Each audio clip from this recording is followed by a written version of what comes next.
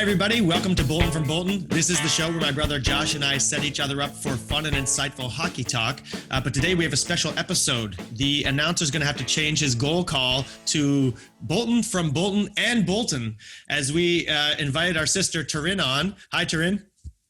Hi. So we've invited Terynn on here today. We've recently just had the first anniversary of our father's death, September 24th. And I thought, why not on this show talk about our father, remember our father in the context of sports and hockey. Most people listening to the show know our family at this point and at least know one of us. And you're very well aware that we're a big sports family, and our father was a big sports guy. And he had a big influence on who we are as people. And of course, I always talk about how much sports are really good for a person's character and developing who they are. And of course, our father influencing us in sports, through sports, has a huge influence on who we are today as people.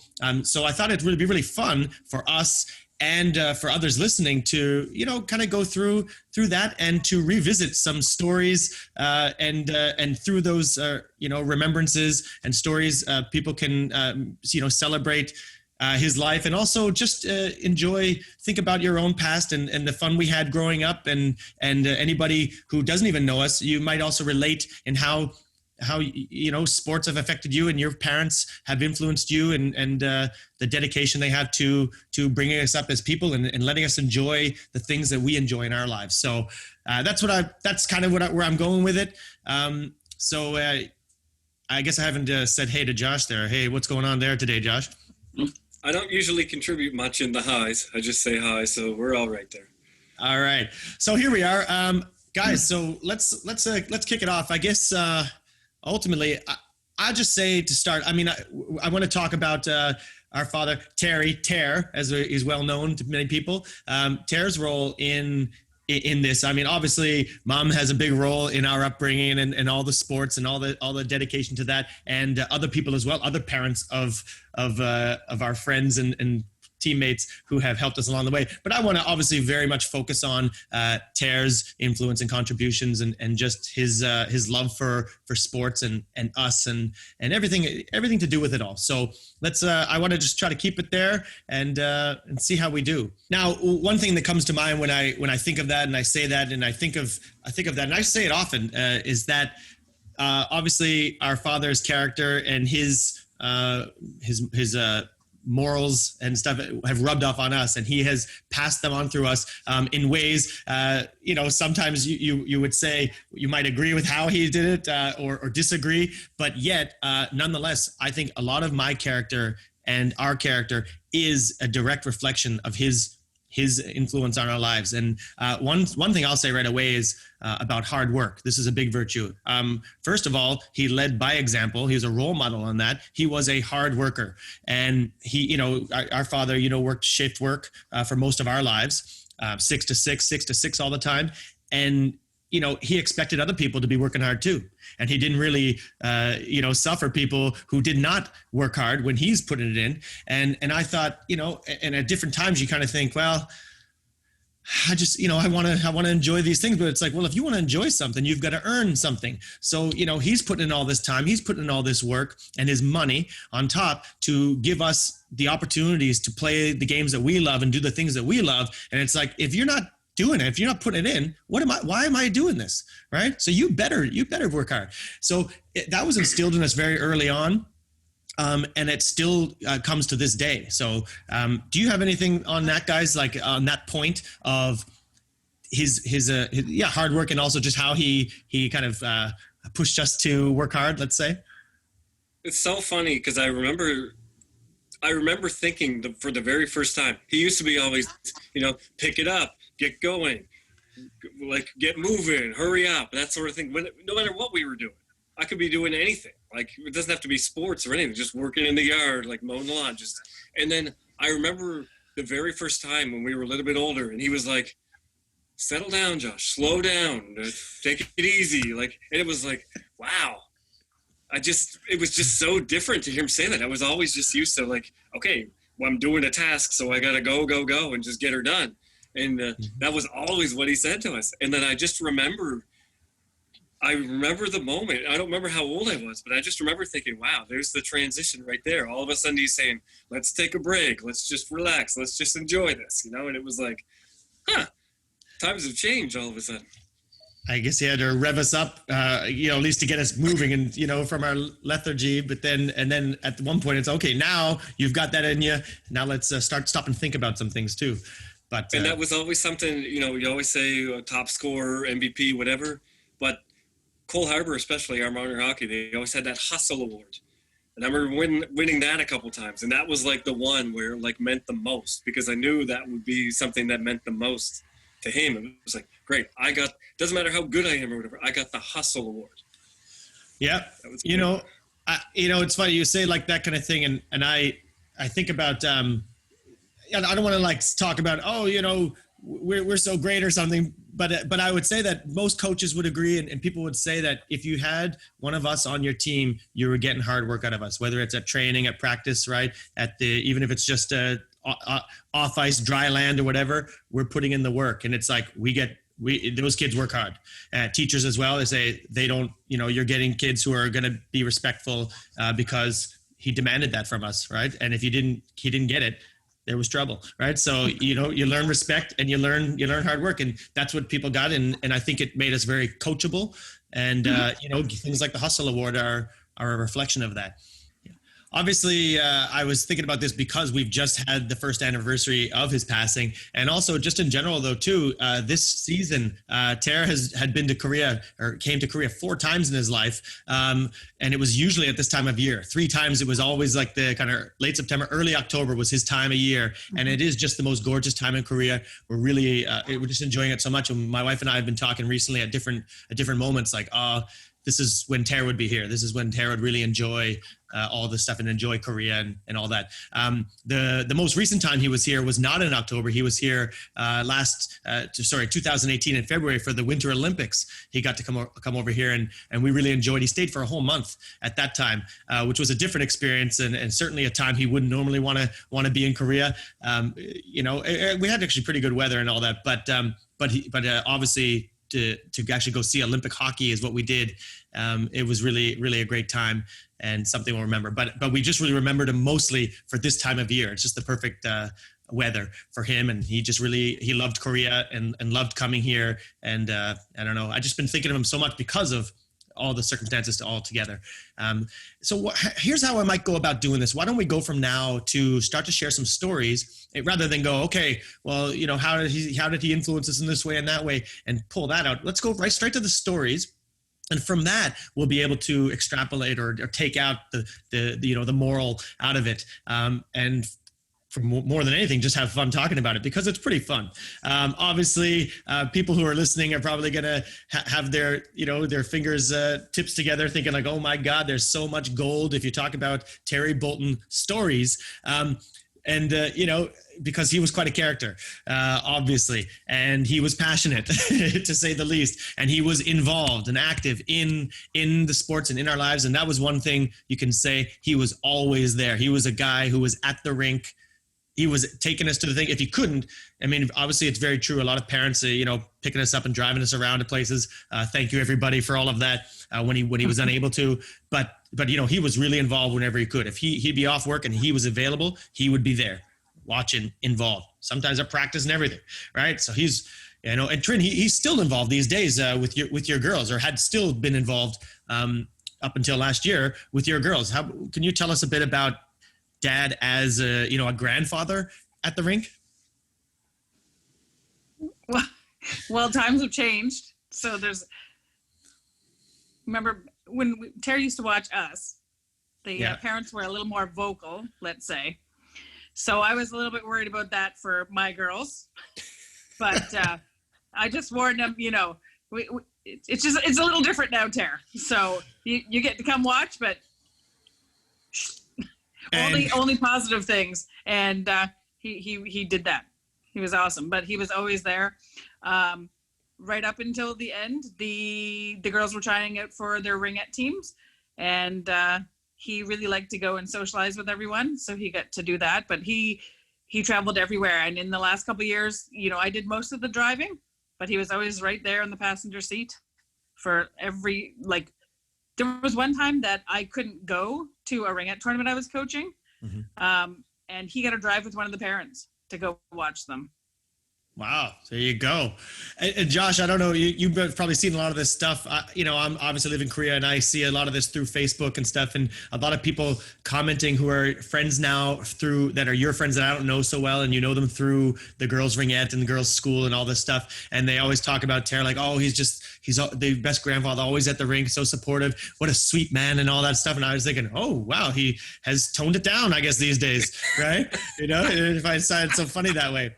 Now, it is true. We do want to set the context. Everybody should be aware. And I think this is part why some of these sharing these old stories I've heard on some other podcasts and people sharing stories. And I really enjoy this kind of thing. We do have to keep in context the 80s and the 90s. It was a different time. Whenever people want to try to pretend is not true, like, oh, it was never true. I mean, it was a different time. I mean, parenting was a lot different. We had a lot more freedom, a lot more independence, a lot more stuff. And the parents were, while we say he was really active and involved, he wasn't as involved as in, like, there all the time during your regular daily life. Like, you're out and, we're on the back of people's bikes without helmets and going down the street and flying down a street, right? And all that. That stuff is happening. And the same thing in sports and all that. Parents were there, and you could be a little harder on your kids, and even coaches could be a lot harder on players, right? And it's almost some of the stuff you wouldn't have it today. You got something there, Josh? To give you an idea of the environment we played in, and a lot of you people listening will probably relate to this. I mean, you're walking from the room to the ice surface, and you're walking through a cloud of cigarette smoke. And all the dads would stand there smoking, and all the women would sit in the stands with their little bottles full of pennies and whatnot. That's the situation we were in. And like, we played in a rink. We're fortunate enough. I love having the experience that we played in a rink in East Hants, for instance. I always talk about it, with actual chicken wire for glass. Like, those are the types of things. And the clock had hands. It didn't even have, like, buttons. It had hands, literal hands. So, I mean, it was completely a different time, a completely different era. And one of the memories I have, if we want to talk about sports in our family, is, in the backyard, there'd be a little patch, like maybe this big, all of a sudden, of rainwater that froze. And we'd skate on that for hours. We'd do laps of, like, you could hardly even do a tight turn. And that's the kind of thing we played on in the backyard. And I just have that memory of being in our backyard and skating on this little tiny patch of ice that's not even frozen enough that your skates wouldn't fall through and hit the grass sometimes. And it's like, that's how badly we wanted to be on the ice. Mm-hmm. Yeah. Just anything you get, any kind of game you could get, you just make up a game and go play. And that's what we were doing back in the day. Now, Terynn, you mentioned, so I was talking about him always being there. You mentioned something about one time he wasn't able to be there. And then you guys had to take care of me or something. What was that one? I don't recall this. You and Mom had to take care of me. Oh, I was like, what? No. Yeah. One of your first times when you were in Novice D, the little green uniforms with the white shoulder pad patch. Yeah. So this was before I don't even know if I was in any sports at this point. So not athletic at all, because you were probably 4. I might have been in summer soccer, and that was more when I cared about the flowers and stuff. So no knowledge of hockey for sure. And I just remember, I'm pretty sure Iris was on the phone we couldn't even figure out how to put your cup on. Like, we had no idea what went where. Didn't even know what it was. It was a shoulder pad, maybe, you thought, or elbow pad or something. So I wasn't that old, but I remember trying to figure it all out. So she had to call Tara at work, I believe. And we finally got you all dressed, brought you to the rink. I'm not even sure how you got your skates on, but I know at that time there was parents there. And, do you remember sitting in the dressing room and you just put your foot up and all the parents, mostly the dads, would come in, and it wasn't even necessarily your dad. It just went around tying all the kids' skates. That's also different now. Like, people aren't allowed in the dressing room like that. Really? They're not allowed? Oh. No, at certain ages. But yeah, we finally got you dressed, and you went on the ice and you crawled. That's what you did. Novice D, I did. Yeah, some guy. That was Novice D. Pardon? Some guy would tie your skates, because if you try to tie them tight, even up until Adam, like, you wouldn't be able to tie them tight enough, right? And then you'd be falling, it'd break your ankles or something. I'm trying to remember. I remember my first pair of skates. I just, for some reason, I just had that. There were those plastic Micron things that squeaked while you walked. They had the boot inside. Yeah, I remember trying to learn how to tie those. The liner. You put the liner The on first. liner and inside, you'd put like the liner on Yeah. and then put your skate on. Now, was Everybody- this for Matt, was this pre-hideous black and red helmet with the different pieces? Or It's well, Do you she's remember talking that about helmet? she's talking I about think novice that's- D, and yeah, Yeah. I had that. That's the helmet. Yeah, he had that all through. That's the helmet that I remember. I guess I got maybe this from Terynn, the competitiveness and the get up. And remember when you were playing novice or something and some guy ran into you, it should have been a penalty. Your helmet went flying off that big black and red helmet. And that's when I stood up and yelled, "Hit him, Matt!" And just then the whole rink went silent when I yelled that too. Iris was very proud of that moment. Very good. Yeah, that one was the black and white Cooper. So one half of it was black and one half was red, and it had like the flat mask, almost like a Dominic Hasek looking flat mask or whatever. And it was like that. I had that all through novice. I played 5 years of novice, and I remember I still say when people ask me, "What's your favorite Christmas gift ever?" And it's really clear to me. I mean, I have a lot of other really great ones, but it's really clear to me that time I really wanted the Cooper helmet, the new one that started to come out with the bubble mask that everybody was wearing. And I was like, I don't want to be this guy wearing this thing. I hate wearing this. I want to be one of those cool looking guys. Can I get that thing? Whatever. And it came in two parts. I opened one part and I didn't know I was going to get it. And I opened one part and I don't know if I got the mask or the helmet first, but I might've been the mask. And I was like, I must've got a helmet. And then I got the helmet later as part of as the other part of the gift. It was like the best Christmas ever. Adam, I was finally one of the cool guys, like that had a sensible looking helmet instead of this ridiculous thing that made my head look bigger. Like I'm small anyway, and I got this giant head. Yeah. But I remember that. So I got one here. Speaking of, so you said that was novice D. That would have been probably 5 years old then. I played a year of novice D. I played the next year novice C. Obviously learned how to skate, made an upgrade, and then I guess the next year I got cut again from the A team, I suppose. And our dad Terynn was the coach of the novice B team in Cole Harbour. So I finally got to play novice B, didn't I? No, wait a minute. He cut me from the team. He cut his son from the novice B team so I could play a second year of novice C. And I think you had an idea about that, Terynn, about why he did that. Well, when you're a coach, because I've coached, so Terynn coached us a lot, and then I've grown up to coach my children, just like you, Josh. And as a coach, well, especially Terynn wouldn't want to show any favoritism, right? So I think he was hard on us in a good way, but he would really want to make sure that no one would think that he was just picking you because you were his son. Mm-hmm. I think that's what it might have been. So if you were kind of just on the cusp there, he would err on the side of you not making the team. You only gave me that idea recently, and it makes sense. It seems that would be Terry's character. Obviously, he'd be like, I'm almost gonna, like you said, you have to be 3 times as good to make his team, just because he wouldn't want to be seen as that. And that makes a lot of sense to me, and it's given comfort to me finally after almost 40 years, because I thought I just sucked. So it's good to think that I got cut for another reason. I'm pretty sure I remember him saying he wished that now after the fact that you should have made the team, because didn't they call you up all kinds?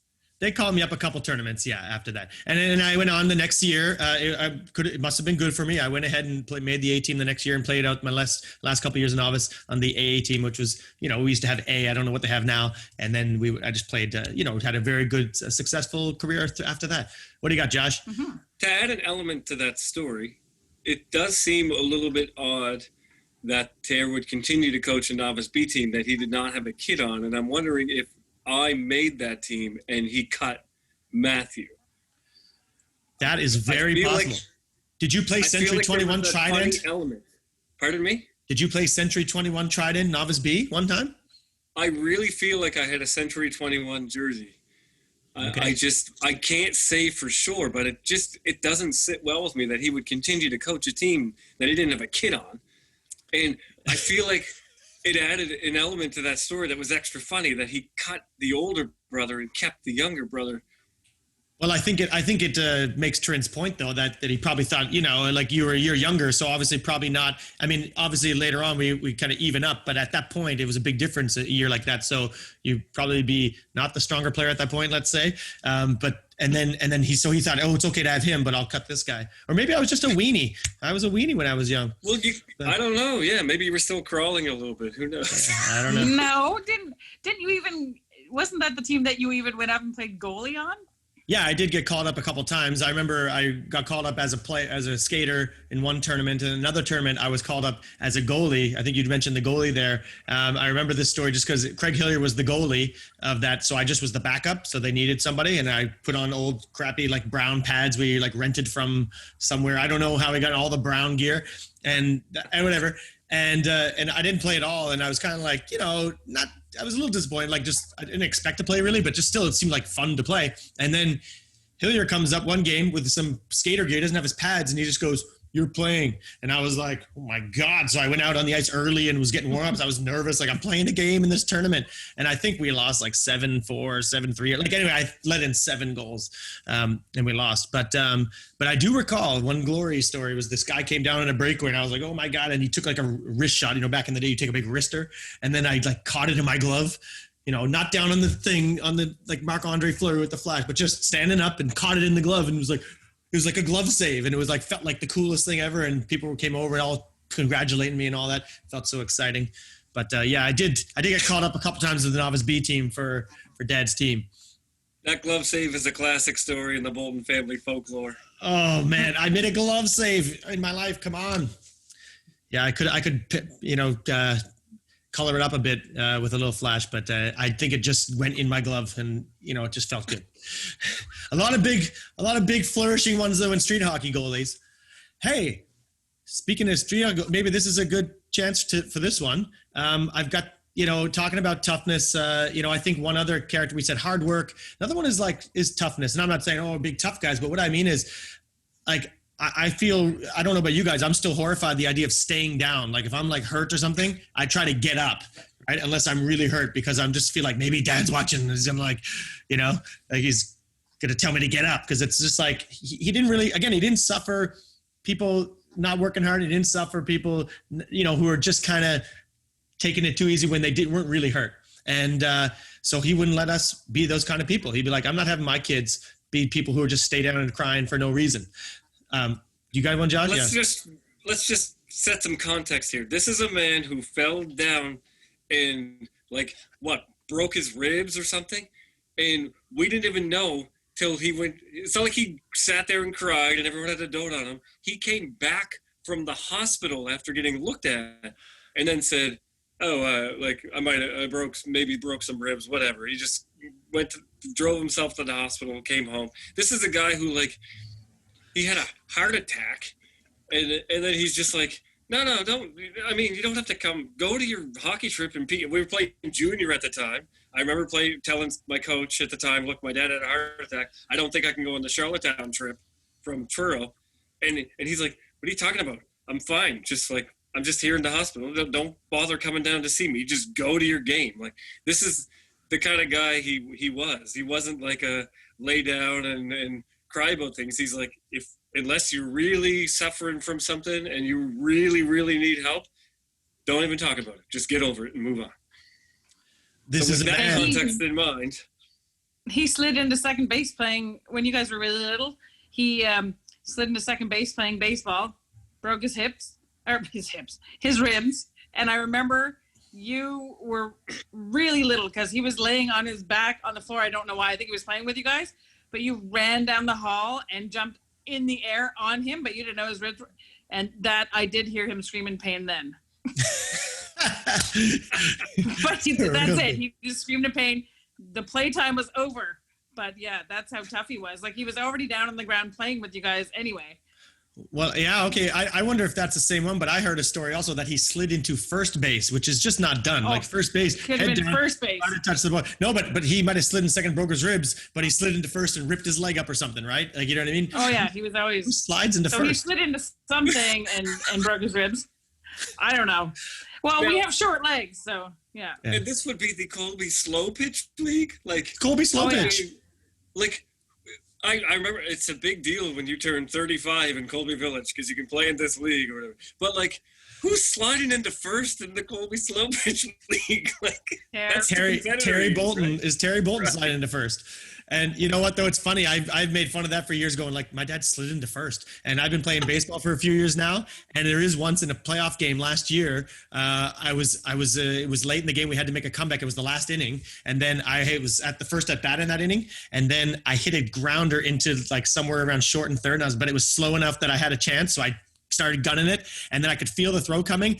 And normally I just kind of keep my head down and try to run it out and just tag down quick and run past the thing. But I felt like I had to take a lunge. So I kind of lunged forward and made a lunge in it and hit the bag and kind of fell down and scraped my knee all up. So it was almost like a slide to first, and I was safe. I will let it be known. So I was like, wait a minute. Now I've slid into first. That's like my dad. Oh my God. Right. So who slides into first? I guess the Boltons do. But all that stuff, like not staying down. So I recall a couple stories of this kind of thing, not staying down. One is classic in the front yard playing road hockey of the house right in there. I had Warren Giovanetti, not a small guy by any means. I was playing goal, and we're just doing a couple warm-ups, hit the pads, get the guy feeling it. Let's have a few warm-ups before we play our game, street hockey warm-ups. What are we doing? But just get the goalie feeling it. And he just tees up this big clapper, and it's the tennis ball with a little wet sand all over it, that kind of thing, and just smack right in my eye. And I just went down, like crying on the ground, like, oh my God, it hurts. And then I'm down there like that. And Terry's kind of walking at that time, is going out. Maybe he's going to the store or whatever he's doing, about to get in the car. And he looks out and he's like, hey, what? Oh, Matthew, he goes, if you're alive, get up and play. And he tells everybody else, if he's dead, drag him off the road, right? Because he's basically just like, that hurts, like, and so that's just like, there it was. It's like, okay, I guess I got to get up and, it hurts. But like, okay, it's not like what he's staying down for. And the other one is a soccer one that's also well known among our friends and stuff. But it's at soccer one time, maybe under 11, under 12, one of those kind of games. And I got tackled hard by a guy, and my leg hurt, and I couldn't really get up. I thought I couldn't get up. And then he was on the sidelines there and yelling. He goes, get up, you're going to be offside. so I remember like thinking like, oh yeah, I'm on the, so I thought, okay, well, at least they weren't stopping the play for me. And so I just kind of dragged back, like army style crawl, got back over the halfway line, and then lay there again until they would stop the play for me, because I couldn't get up and walk. Like, so at least it was like, you're not staying down, so, I mean, and you could say, well, that's a little harsh and all this stuff. Fine. But it is true. Like at some point it has made me in my life think, am I really hurt, or am I just, and stuff now happens and you get up and you keep going and then you stay down. And of course, if you were hurt, he would be concerned about it and take care of you after the fact. But he just obviously didn't buy that you're hurt all the time. And he was right, I think, a lot of the time, to be honest. And even into my late 30s, Matt, you happened to be home for a year, and we were playing in a gentleman's league. And I drove to the net, and I got around the defenseman, and he took me down. And I slid, like I was going full speed to the net with the puck. And I got around the guy, and he took me down. And I avoided crashing into the goalie in the net, but there was no way to stop myself from slamming into the boards at the end of the rink. I was on my knees. I couldn't stop myself. I couldn't get my hands up. So I was like this with my head down on all fours, and I jammed the top of my skull. And Matt's wife was there at the time, and she said it looked like I was a turtle. My head just went back into my body. That's how hard I hit these boards. And there's no one around. Like, it's gentleman's league. I think we had, 2 spares that game, or even 1 spare maybe. Mm-hmm. And I'm laid on the ice, and I'm just like, wow, like my helmet's the only thing that saved me from being dead right now. And yet I have to get up. I can't just lay here. I have to get up. Tara's watching. I got up. It was that's just the kind of thing. Like, you just, for no reason, you just lay there. And even now, that was just a couple of years ago, and it's just instilled in us. Don't lay down. I do recall that play. My wife, Han, was at the game too, and she talks about it all the time. She goes, he was the turtle. He crashed in the thing and looked like a turtle, and she just says it all the time. Like, that's what it looked like. So your helmet saved you, and also your ability to have your head go into your body and bounce back out. I don't know if most people can do that, but it helped. I don't know. Do you have any other ones like that, Terynn? Do you ever feel like that kind of thing where you just like gotta get up? I'm not staying down here. I mean, obviously you're well known for your toughness too. It's like just angry and getting up, and I'm not taking that. Do you think that is that like Ter influence in that? Well, I remember when we were little, I was just thinking of this one. We're really involved in a lot of sports. So this was the summer when we were on the swim team. I was trying to play softball and soccer. And I hadn't been to many softball games because I always conflicted with soccer. But we would always, even on days where we had games, we'd be playing something. So we were playing soccer, baseball in the backyard. For some reason, we had decided this game we would run up onto the deck and jump off the deck somehow for some, maybe to make the home runs harder. I'm not sure. I don't know if you remember this, but and because of like Ter was a big influence on like we must win. Like we're very, very competitive people. And so I just remember somehow ending up, I don't remember the rules of the game, but I remember being in the part where I'm jumping off the deck and my leg gets stuck in between the I don't know, like the railing part or the sides. And I remember dangling above home plate with my head almost touching, trying to touch it. But my foot, I don't know what I did. I don't know how I got down from there. I think Ter might have had to come get me. And then I could not walk. Like it was not happening. I think I was like, so it was at Hallmark. So I must have been 9 or 10 maybe. I could not walk. And I remember trying so hard. And you remember those bunk beds he made us? Yeah. Yep. I couldn't get to my top bunk. I was on the bottom bunk underneath, willing myself to be able to walk so that I could go to my game, because also he instilled in us, like, you're part of a team. You can't let your team down, even though it's just little softball. And I'm sure they could figure out how to replace me, but still. And I remember him coming in to check on me several times, like, you still can't walk. Like, I couldn't. They need you out there in the backyard soccer baseball game, right? What are you doing? Yeah. Well, no, My I favorite was to go part to of the that baseball story. game. The Colby Angels. I had to go play there, but I had to miss that game, and I was out of soccer baseball. Yeah. My You guys favorite remember part of that? story is you saying I'm dangling, trying to touch home plate. I know. Yes, Make the play. but also my leg really hurt. But yeah, I don't remember why that was part of the game. But I also remember playing soccer, baseball, and we would just use anything that we had. Like we just loved sports so much, and we were always in the backyard playing. And I was rounding the plates, and I believe it was second base. Had a nail stuck out of it, but we didn't know. And It was a board with a nail. and I went right in my foot, and I still remember the sound of my skin, ping, pulling that out. That was Lovely. All right. yeah. How's everybody so- doing with that one? Listeners, enjoy that. All right. and remember playing hockey in the basement, like they both Iris and Ter really, they just let us go, like enjoy our sports, play anywhere. Wasn't so good when we broke lamps, but they didn't like that I remember so much. playing the What are you sock, gonna like the ball hockey with the hands. And we had a straight up real hockey net in our basement inside the house. It was just a real hockey net. And I remember, you know those lamps everybody had that clipped on their bed that got like 8,000 degrees when you turned them on?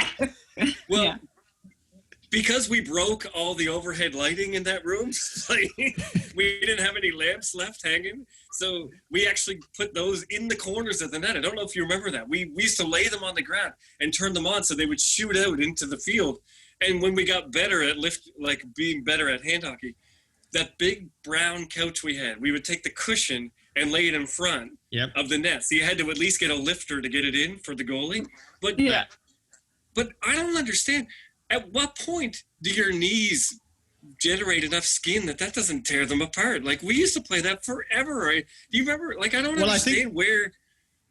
Like, I think that was also part of the brown cushion in front, so you could have knees and put it. You could have your knees on a cushion instead of on the carpet, ripping them off after a while. But we were chasing each other around the whole family room. Like if it went in the corner, you had to crawl over and get it. oh, And God, yes.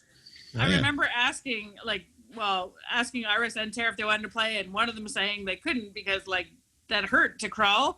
And so I always remember as a kid thinking, oh my God, like that's bull. And then when I was 30 and I tried to play something with my children on my knees, it does hurt. It does Yeah. not feel good. Oh, it turns out it hurts. Yeah. Okay. Well, I guess we Turns out didn't. they were right. I hope some listeners remember that. Like that was a staple. I remember being at Chris O'Donnell's house, and he had like a whole room dedicated to that. They had his dad used to work for Air Canada, so they had like an Air Canada, that white Air Canada tape he used to use on his shin pads, and he I made used to a have ball out of that. Yeah. And they had nets like taped to the wall, like in that room. That was what it was for. There was a scoreboard, like a chalkboard you'd write the score on. It was awesome. Like I hope a lot of listeners have those memories of playing that. Yeah, I'll tell you, I had Air Canada tape on my shin pads a few different times. Thanks a lot, Harry O'Donnell, for that one when I didn't have my own tape. I'll tell you, bringing all this up, speaking of, physical damage to your home that you measured in dollars, that it happens to every kid's home, especially back in the day. It was expensive to play sports, right? And that's one thing we have to appreciate too, right? Our parents are working hard and they're paying for this stuff. Like each of us in competitive sports on both ends, going to trips, staying in hotels, traveling, just the cost of like the registration fees and then all the equipment, all the gear, the ice time and all the stuff, whatever it costs to play. I mean, it's expensive as anything. I can't even imagine you guys have, Terynn has 3 kids and Josh has 2. I have none. And I couldn't even imagine having one. I feel like I'd be poor if I had one. I don't know how you guys do it. I don't know how he did it with 3. We have to appreciate that big time. Of course, you had to, do something for it as well. And that brings up a lot of fundraising. We would go around to do a lot of different fundraising. We have to go on a trip. Our team's won something. We're going to go on a tournament.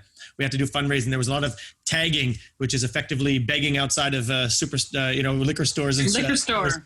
And giving the person a tag to say, thank you. But people, support people who are your community team is going off to represent your dear town in a tournament. So they want to, the local people help out, and you give them a tag and say thank you for supporting us. I remember they used to use it. It's kind of like an ID, wasn't it? It was basically like they would show it off. Like at the next place, it'd be like, yeah, I already gave you guys thanks. Like, it's oh, you got your ID, sir? Yeah, go ahead. Right. But you've paid. But it was quite a thing. And there was also selling chocolate bars. Terynn, you have a story about chocolate bars?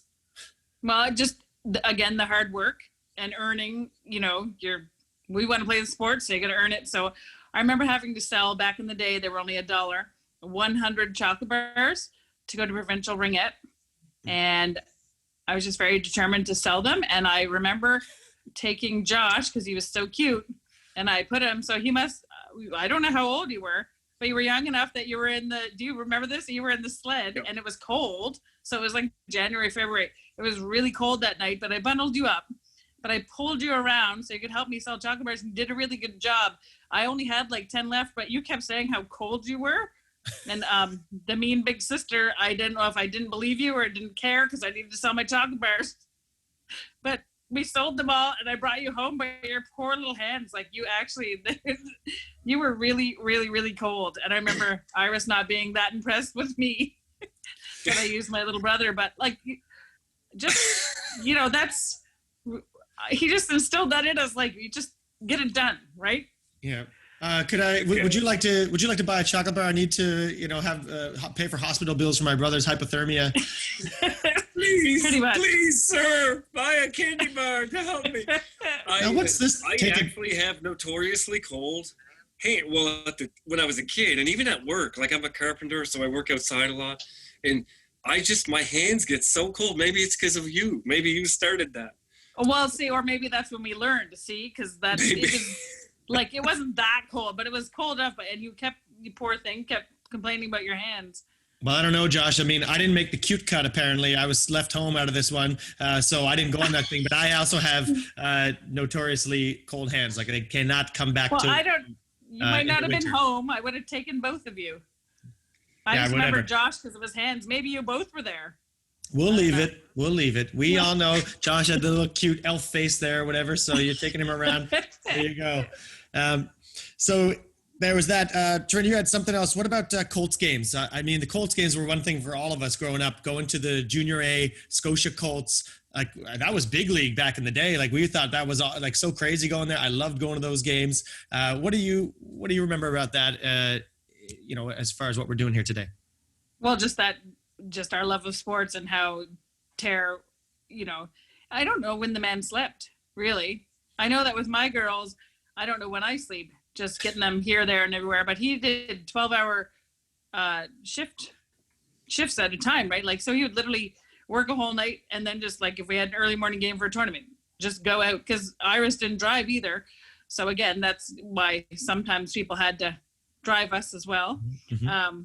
But that still happens with my girls too. There's just, it takes a community for sure. But I just remember him, we went all the time to the Colts games, all the time. And I remember that's where I learned to whistle for cheering. That, and do you guys remember the bomb scare there? Or No. the bomb, like the bomb threat? Yeah, someone called it, maybe you guys weren't at that game, but I remember, there was a bomb threat and the players had to go out. This was when it was just Scotia 1, the Noble Harbor Place. And Scotia I remember Stadium, they had to go out baby. in their skates. Pardon? Scotia Stadium, the classic. Like, that's yes, yeah. the best. They had to go out in their skates on the concrete. And I just remember going to the Colts games all the time, like all the time. It was a big thing, and we thought they were legends. And we thought it was the NHL. Yeah. And then I was such a big fan. Remember, I used to quiz you guys. Number 24. Yeah. Dougie Graves. No, Josh, that's not. Yeah, I said Dougie Graves. You said. I used to say the guy with the beard and mustache. Well, no, you used to say you just threw it out because that's all you had. It was just the guy with the beard and That's all I mustache. knew. Number 24, and I had Dougie Graves. Like, yes, sorry, Josh. And then we later, played with Dougie Graves. Recently at the Subway's alumni, I was on his line playing with him. So I told him that story because that's funny. Now we're friends and we're Facebook friends and everything. Yeah, it's hilarious. Dougie Are Graves. you really? With number 24? Yeah. That's awesome. Yeah. Yeah, we play all the time. Number 3, Barry Harrietta. Like we would have the whole thing, and imagine remembering that stuff. And then later, you play junior A yourself, and you go, oh, we're just kids, and like, what do they think? What do these kids think we're like? I don't know. We thought we were big men, but I mean that's something for any young people. You are role models to young people, and be careful how you show yourself. Obviously the Colts were great. Yeah, you guys played junior A too, so it just continued. We went to the Colts games all the time as kids with Terynn, and then once you guys were playing there, I remember every Saturday night, Iris, Dave, Terynn, and Ron, we'd all get in the car and drive up and watch you guys play every Saturday night in Truro for however many years you guys were in there. Yeah. So it continued. It wasn't the Colts and Dougie Graves anymore. It was the Bearcats and you two. Mm-hmm. He's there. I mean... Well, I don't know if you remember, we've just talked about the Subways. And so, one funny thing is that I go to that pretty much every year. And there's guys from different generations, of course, for that team. And so I think there were some people that didn't know me. They were trying to figure me out and determine whether I was part of like the older crowd or the younger crowd. And some people thought, like I almost had people convinced I was one of the younger guys that was there. I was still kind of in decent shape, could skate pretty well and all that. But then somebody called me out and said, no, look at the gray in his beard. He's one of us. Like that was, so it's like, damn, I was found out as an old guy. But I remember not knowing, like, I don't know how it works for recruiting for the midget AAA league at the time, but it was funny. I just remember the Cole Harbor coach coming to our house, and I remember Terry talking to him a bit. Is Tom McCanton, and I remember there was a small conversation and, we're interested in having, but then I remember Steve Kroll from Dartmouth coming to our house, and there was like a big spread on the table, the crackers and pepperoni and all this stuff. And him and Terry were having this big chat and I was like, okay, I guess I'm playing in Dartmouth this year. Yeah, well, we certainly spent some time with the Growler in Subways hockey, and then in Bearcats later, and obviously it was the best years of my life playing hockey for sure in the Subways and the Bearcats. Oh yes, Terynn, this is just a little side one, but how did you become a Leafs fan? Quite curious about that. It's not that exciting a story, but it's because of Terry. But I just remember being downstairs with the big brown couch that he had made for us, and he asked me if I wanted to watch a hockey game, and my response, if I remember correctly, was, "You mean the game where there's icing and the big the hard black puck?" Like I never watched a game in my life, and so yeah, he spent most of the game trying to explain to me what icing was. I still didn't understand, and I'm pretty sure it was Montreal versus Toronto, and he was hoping for Montreal. And they must have been winning, because I always like to hope for the person that's struggling. and I think the Leafs were struggling in that game. So I'm sure, much to his dismay, he wanted probably to bond with me and be a Montreal fan, but I went for Toronto that game, and then I couldn't stop hoping for them. So I think that's how it happened. I've been struggling ever since. No, they have not. Sorry, I had to go there. Okay. Remember Game 7? I always ask, how is anybody born after 93 a Leafs fan? What has happened since then that would encourage you to hope for that team? I don't know. Well, it was pre-93, and she did say It was pre-93. We talked about that recently on the show, Borshevsky. We showed a clip and everything. So on a recent show, yeah, we had that one. That's still a killer. How about this one? The Josh, you remember that idea? The father-son games, we used to have those. Those are so fun. Do you remember? Do you guys still do those? Other parent-son games or parent-daughter games? So excuse me. I mean, but whatever. I mean, whatever team you're on. But parent-child games going on. You can, but being involved in minor hockey heavily, it is an insurance nightmare. So they don't do a lot of that anymore. It's kind of upsetting because they were the best things to look forward to. Like, I have done it, but you have to jump through a lot of hoops to do it. We did it with our novice team one year, and I remember one of the moms was playing goalie, and I was kind of like giving the puck away on purpose to let their kids have a shot. And she was like getting legitimately mad at me, going like, "What are you doing? Turning the puck over right there. They're going to score." It's like, it was the best. So, but like, that's kind of, the father-son games it's just such a good experience. And I do remember playing those when we were kids. It was the best.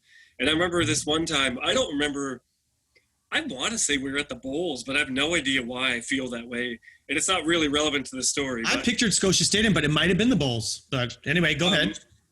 But anyway, maybe because they're both old, outdoor, crappy-looking rinks. Is that why? Maybe, I don't know. But Thayer had that classic. Was it a Titan? The white stick with the red trim or whatever. The classic. Oh yeah, the Gretzky Titan. I love those sticks.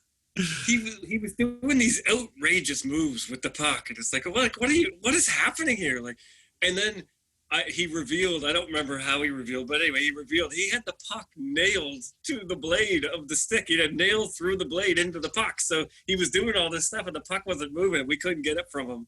And that's just something I just remember is seeing the nail sticking through the puck. Yeah. And I know how we found him out, Josh. It was when, he was going through everybody, but I think he started going up and over top of people and all around one hand like that and everything. So we were just kind of onto him at that point. And then I think we would probably just start to try to tackle him or something by then. So anyway, but yeah, I totally remember that the one, the white Titan with the red on it, the Gretzky Titan. It was like the only stick I remember him having. He played some hockey, but I don't remember him playing much hockey in his history. I remember he was a football player, obviously playing ball when we were growing up. He played softball. Terynn, you know about his hockey history a little bit more than us? No, except for I remember one time, must have been Christmas break, and I was in really good shape at this time, and I was playing for SMU. I was playing soccer there and hockey. So I was in really good shape, and Tim and Ter, his brother Tim, our uncle, they invited me out to play for some reason, some pickup with them, and I was thinking, so weak because these guys are old, right? So I thought I would have no trouble. I almost died trying to keep up with them. They I don't know. Yeah, I just remember my lungs were on fire. We can still do it. Quite shocked about that. Yep. So I never underestimated old men again. Yeah. Yeah, exactly. That's what I'm saying. We're still doing it even when we're old. It is funny though. Actually, I do recall him playing hockey and that kind of thing. And we used to go to that. Me and Josh would get invited out as ringers sometimes. When we're young, we're like teenagers would invite the sons out, and they would let people play in a certain time, whatever, and under whatever. Anyway, it was fun to go out there, and the whole place smelled like beer, the whole dressing room. And then later I played beer league, and I kind of Now I'm one of those guys, and this person's kid's in here. Oh my God! Yeah, quite the circle of life.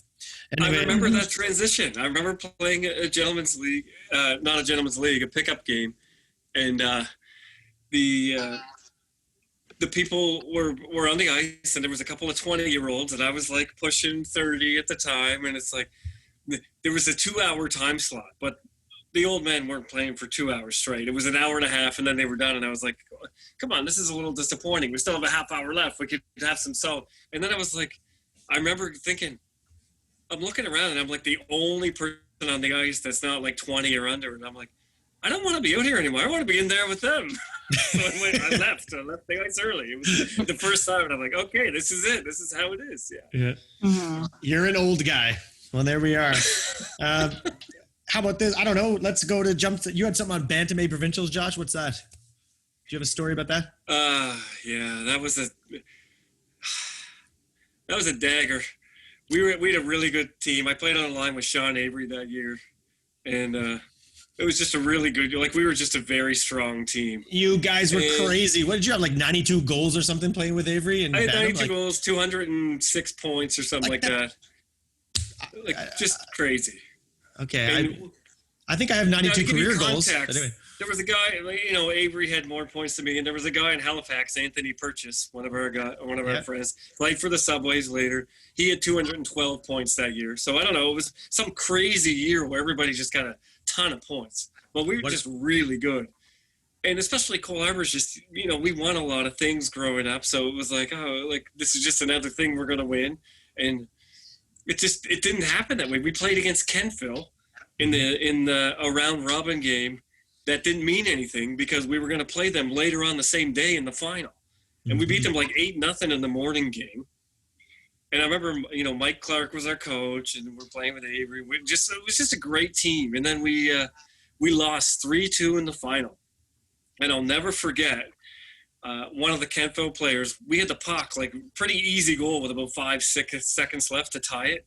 And their defenseman came back and pushed the net off on purpose. And there was no penalty shot. They just called face off in their end. And we lost. I remember just being so mad about that. And just a couple of chances I had in that game, it was really frustrating. We should have won. Mm-hmm. And the whole drive home, I want to say the game was in Antigonish Arena. So it was somewhere, anyway, it was a fairly decent drive from there to home. And I remember just being only me and Tara in the car. And I was like literally fuming. The whole, think about it. You went through the whole process of the game over, the medal process, getting your gear off, getting in the car, saying goodbye to everybody after the tournament, and whatever, and then still being halfway home and still just being fuming mad. Mm-hmm. And then he didn't say much to me. He let me vent and let me just sort of sat. And then all of a sudden he was just like, basically looked at me, "You about done now?" Or like, And it was just like, I just remember sitting there going like, why am I still mad? Like, he's right. Like, what am I doing here? He's like, one of those ones where sometimes you get an evaluation of the game from him afterwards or whatever, but he was just like the whole drive, just letting me fume. And then he's just like, sometimes you lose, get over it, whatever. And it was just like, he's right. And I was like, fine for the rest of the trip, like, whatever.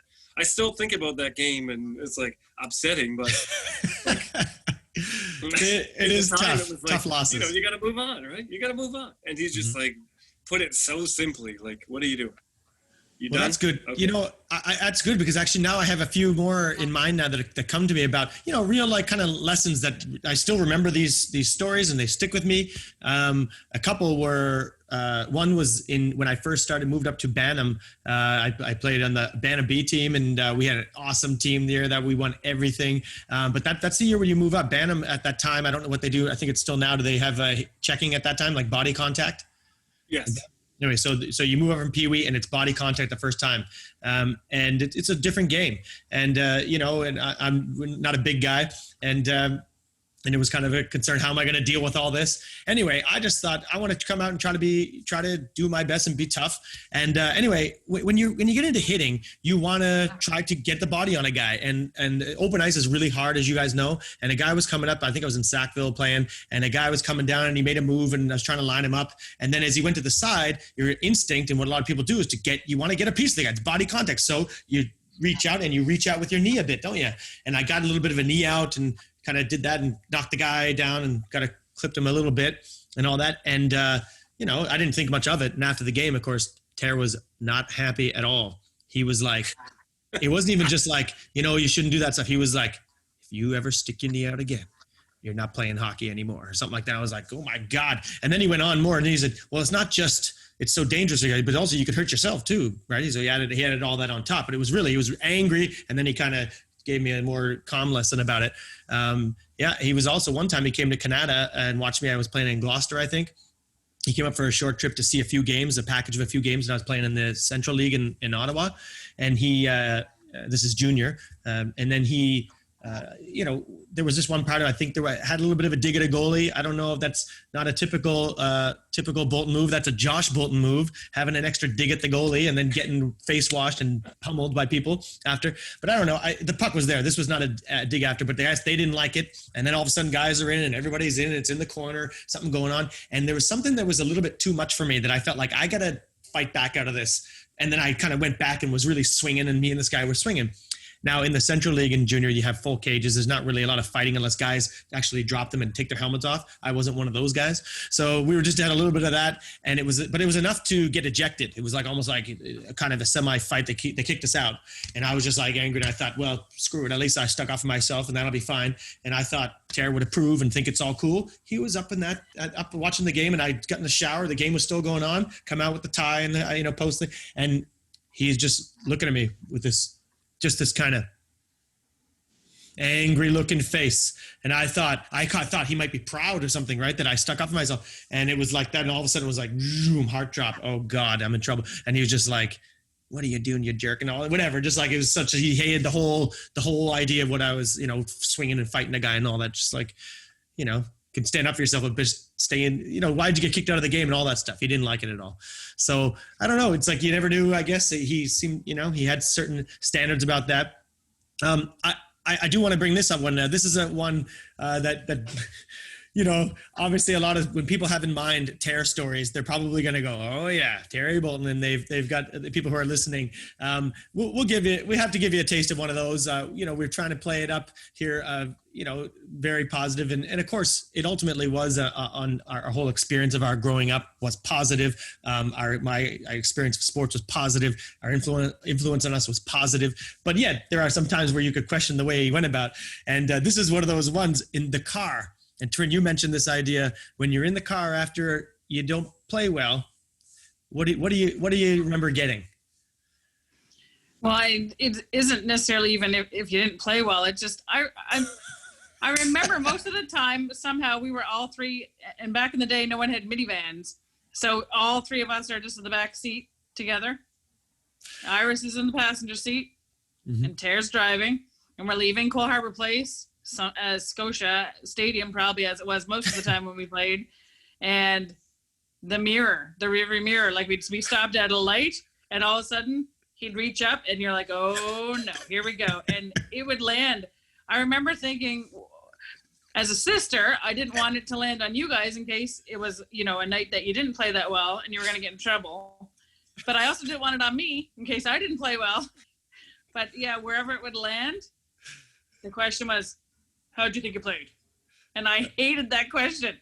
But I was always confused because this is my kid's memory, I'm sure, but I swear that it was like the nights that you thought you played awful and the mirror landed on you, you just wanted to cry without even talking. You just knew you were going to get in trouble.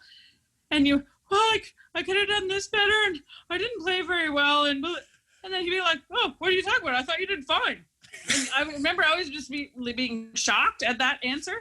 So then the nights that I thought, oh God, the mirror can land on me, no problem. I played well. I did my best. I tried really hard.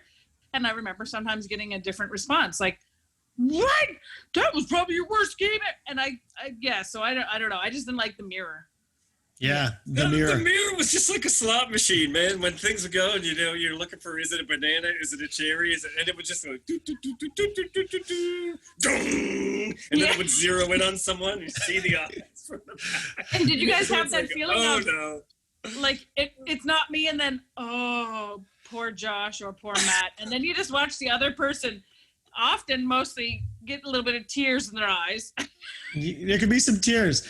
I mean, looking back, it sounds extra horrible, but I mean, it is, it often wasn't just about how you performed. It was always about effort, right? If you really thought you weren't giving it, it's like, why am I paying for this? Why am I coming to all this? Why am I driving you around? I'm tired, like you said, right? I don't have, he didn't say that, but like, how does this guy, he never slept, right? And he's come to all this, supporting all this stuff. And then we go and don't give it. Like, we're the ones who want to play. I don't care. Well, say he doesn't care, but he loved it that we were playing and we're doing so well. He was always very proud of it. I know, but like that kind of stuff. So he get that. And it would be the one that me and Josh talk about a lot is like, when you try to answer, you kind of give a truthful answer. It's like, do you think you played well tonight? And you're like, I don't know, I thought I did okay, kind of thing. Do you think you played well? I don't know. Yeah. Kind of all right. I did pretty good. Like, do you think you played well? I was like, I guess I didn't really play. You're right, you didn't play well. And like, you didn't do this. And it's just like, it's a high standards. Yeah, definitely. But he was always supportive. Like I was a girl playing hockey in Cole Harbour back then. I can name 3 other girls that were of my age division anyway, just Jenny Wilson, Vicky Breton, and Lori French. Those are the only other girls that played. Yeah. So when I played Pee Wee B, my last year of Pee Wee. Mm-hmm. And then, like you said, Bantam's where they introduced hitting. Mm-hmm. So when I got to Bantam, they said that girls could only play house league. I think where there was no hitting, maybe. Yeah, I don't think there was hitting in house league, yeah. Oh, yeah. So that was... So being competitive, and also I probably wasn't going to be playing house league. Don't know what level, but I mean, there was C, B, and A, all that, and double D, actually, we had that were all competitive, right? Mm-hmm. So I didn't want to play house league with no hitting. I wanted to play competitive hockey. So I remember, I think we tried to fight it. Iris and Tara remember better the story, but he was just always so supportive. And so I didn't want to play, and he probably didn't want me playing if we weren't playing competitive. So that's when I was already playing ringette, but I really focused on ringette and went and made the Canada Games team. And I remember, of course, Tara's always there, but I remember you guys were all there for that. Mm-hmm. You guys, and I don't really like running, but I remember running for 1.5 years to get in really good shape for that. But again, that work ethic, I hated every minute of running, and I still do. But I remember we lost 4-3 in the game that decided who would go through to the next. So like the Atlantic provinces kind of played off, and then the other provinces would play off, and then the top of the Atlantic provinces would get to go. We won like every game. Like I think we beat Newfoundland by 18 goals and that kind of stuff. And we were playing the host PEI in the game that would decide if we would advance or not. And I think if we lost, New Brunswick got to go on. And I remember that they won in overtime. The ring flipped on its side, if I remember correctly, and went in between the goalie skate and the post. And I don't know what Tara's reaction was at that point. I'm sure he was disappointed for me. And I think, Matthew, you were so sweet. I think you cried because I was crying because I had worked so hard again, running when I didn't like to and that kind of stuff. But what a disappointment. That could have got you some chocolate bar sales, I'm sure, right? At Crying Brother, right? Isn't it? Exactly. Yeah. No, but that story just came because I remember then I played, like you said, I don't know when the man slept. He was bringing us everywhere because I was playing ringette and hockey. Yeah.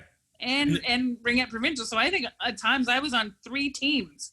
I know. And we're both on teams. We're playing indoor soccer. We're playing, it's just. Oh yeah. Indoor soccer. I forgot about the indoor soccer. All kinds of stuff. I don't know how. Yeah. And yet when he did go to things, I remember playing Matt was under 14, I was under 13, and we were playing against each other in a soccer tournament. And Tara was, for some reason, we had a video camera going. He was videotaping the game and listening to the playback for most of the setup and first half. All you could hear was Tara humming on the tape because he would just always be humming. And so most of the footage of the game was him humming in the background. So he must have been pretty chipper and all that, like when he was there. There's I guess in that one, he had both of us playing, so I guess he couldn't really take one side. So he was just enjoying it instead of getting upset about it. You're reminding me of something else now. I got another one. Just, you said, obviously that being supportive and also just the work ethic and all this stuff. And I remember now pushing us a lot when we were young to get stronger. So even I'm like 14 years old and stuff, started, obviously starting to play Bantam, you're going to be a lot stronger. You're going to get pushed around in hockey and other stuff. And he was like, he was taking us to that old gym, Josh. You remember at the Imperial Oil where he would work? At the SO Refinery. The SO Refinery gym. We had to go to this Classic. old gym. And just like a Seinfeld episode said about one Jimmy said, I don't know if it was a gym or a fitness museum, but it looked like something like that. It was just like this old equipment with like clinking weights everywhere. Even things that pull, and they're just clink, clink, all metal, nothing comfortable. Did you we're at that one? And we used to get taken there a lot, and it'd be like, we'd be put to work, like working out, like, getting It stuff. had a radio circa World War II that you couldn't even turn the station on. And I remember, if I remember correctly, that's when I got to know the song by Sting, If I Ever Lose My Faith in You, because that must have been a big radio hit at the time. And it was like the only thing that ever played at that gym when we were there.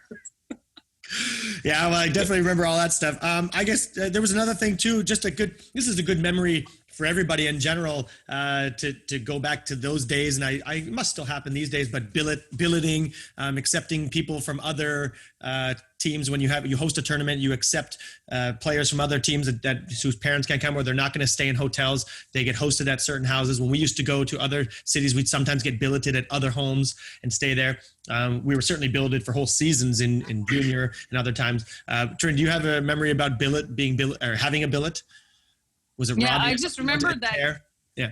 Yeah, I just remember that even though I was a girl, they still, Tara and I were still very supportive of me getting a billet. So I had the whole experience of being on a hockey team. So I remember having some boy billets, but the one I remember the most, and I think you guys might remember him too, was a guy named Robbie from Cape Breton. And he taught us all how to draw Fred Flintstone. I remember that very clearly. And I just actually saw a picture of him in one of my albums when I was looking through the other day. Did you see him? Yeah. Well, no, just a picture that I had taken of him drawing Fred Flintstone. Okay, yeah, because that's all I remember. I do have many memories of it, but I do remember having a guy. You're 4 years older than us, than me, and this guy, his older guy, came and stayed at our house, and he was drawing Fred Flintstone. I learned how to do it piece by piece, and that's just the only memory I have. But there, you still even know the guy or in touch with him. And I just remember that.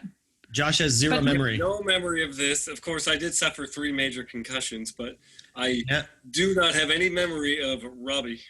Yeah. You don't have memory of Robbie? I do remember having billets in the home and having that experience. It's beautiful. Well, I'm on 4 concussions, but yet I can remember Robbie. But I don't know. I don't remember a whole lot of other things. That's why I've got a wife to take care of me with all that, to let me know who people are and what we did and where I've been, what has happened in my life. I don't know how many I've had. Yeah, well, the four clear recorded ones, right? Nobody knows how many they've had. We've probably had 50. But anyway, so these days they're on it. But speaking of billets, just again, one more point about it, just for everybody listening. I just want to emphasize this, like how great it is, that experience. Like you said, it was really great that even though you were a girl, you were allowed to have a guy stay at your house, because that was part of the experience, right? Of youth hockey and youth hockey tournaments, going away on other trips and meeting the other players. And, I've been staying in other homes. I remember going on a trip in Quebec and staying at a French person's home, like a French family's home. And, and they're having croissants and fruit in the morning for breakfast. And I was thinking, hey, this is a little different. Their whole, it was like a continental type breakfast and not bacon and eggs. And I thought it was really something else. But, that kind of experience, having them, you create friendships, and it just makes the tournament so much more fun. And the whole thing is just a great thing. What do you got, Josh? See ya. I'm just laughing because I remember going to a tournament in Thunder Bay with what you had just moved on. It was my second year with the Subways. We went to a tournament in Thunder Bay. I had the best billets in the world. This guy, it was Rob Ilson that played for the team that was the player, and his family took me in. And I just remember this guy picking us up. He had these just unassuming boots on, and he drove us to what looked like the middle of nowhere at the time. And it was like, we ended up, I remember me and Chris Driscoll were rooming together. And we were like, where are we going? But it ended up being the absolute nicest house in the world. They were the nicest family ever.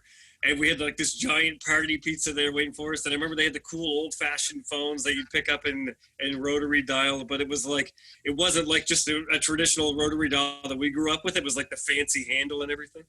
Mm-hmm. And I remember just another player. We all get to our first game and we're like, what are your billets like? And we're like, wow, we have the greatest billets in the world. They're the best family going and all this. And it was you're jealous of the other guys.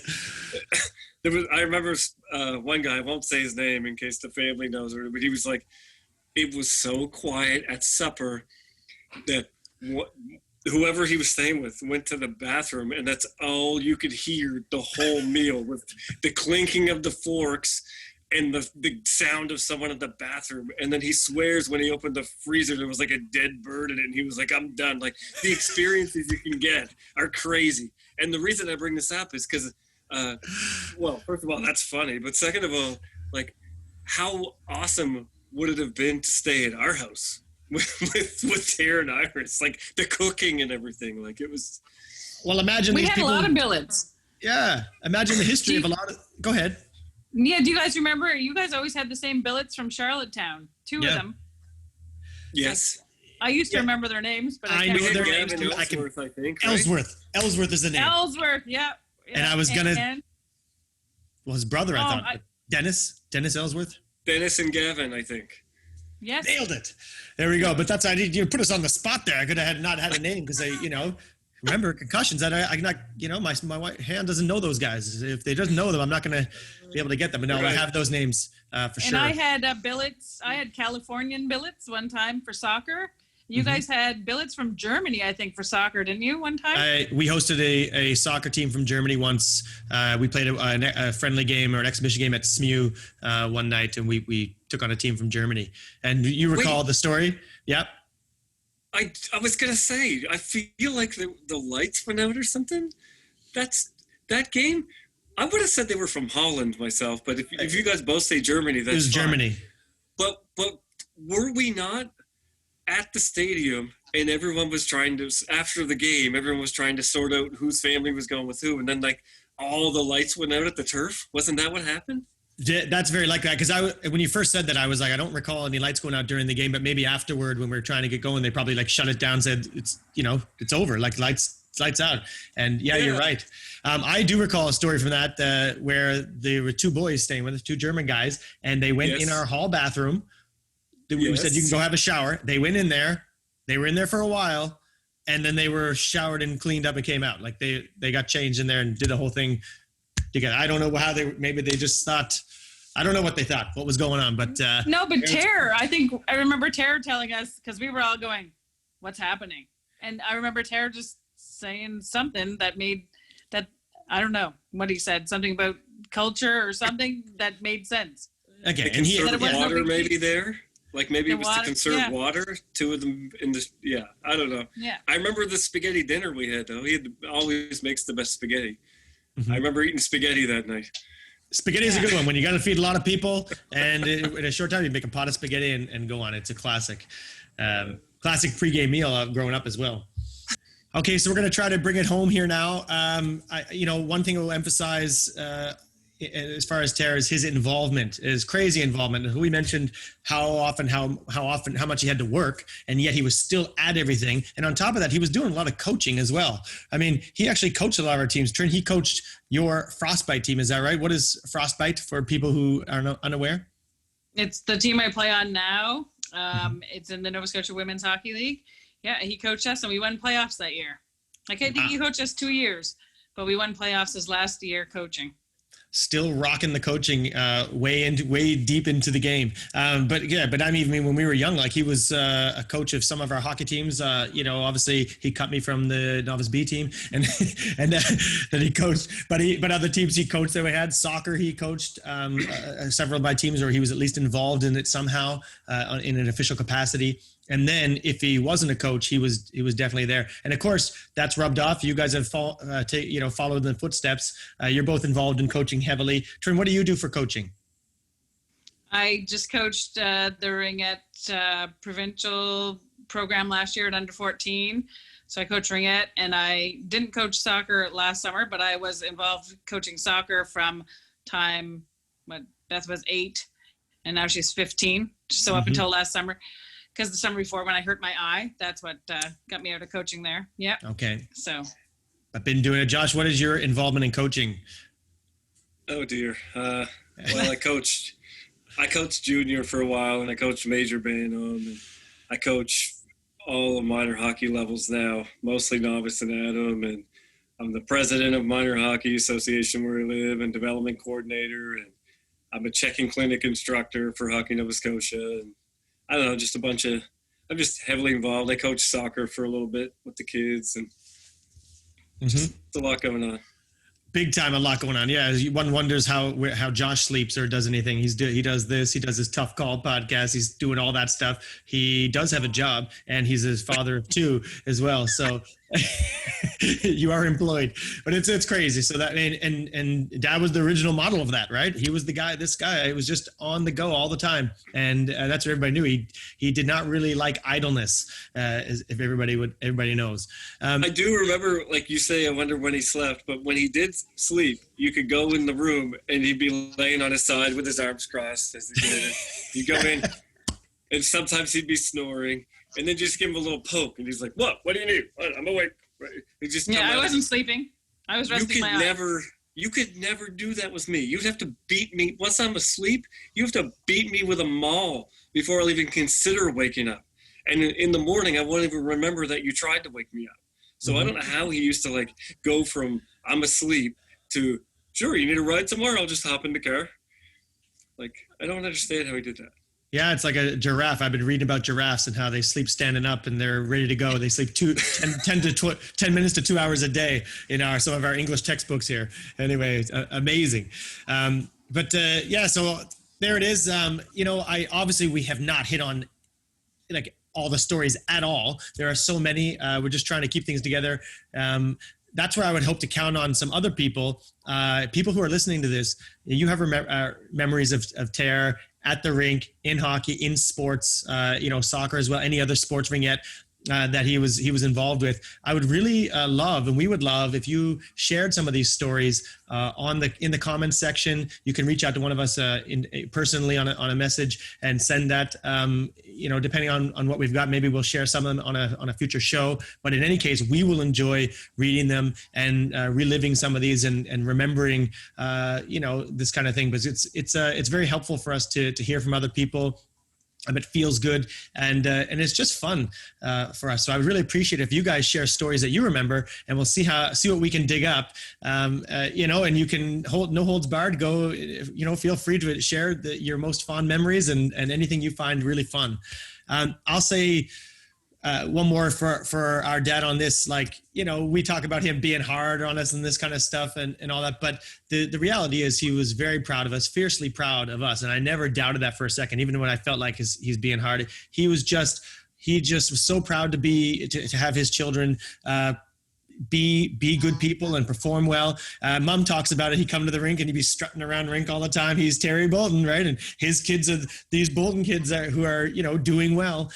He was proud to be a part of it. He just loved, it was a real big thing for him, that how his kids performed. And it was really important to him and serious to him how they carried themselves and came across. So I know that a lot of my character has been a direct result of his own character and his role modeling of that, of some of these virtues, and also just what he demanded of us and helped us develop through sports. And that's why I love sports. I love hockey in particular, but I love sports in particular. I think it's so great. And for parents to really understand that and get involved in it, it's just a joyful time for everybody growing up and everybody involved in hockey and sports all around. Everybody here listening probably understands this on some level. I just love to share in that. And Terry Boulton certainly has a legacy in the sports world in Cole Harbour and Nova Scotia and beyond, wherever he went.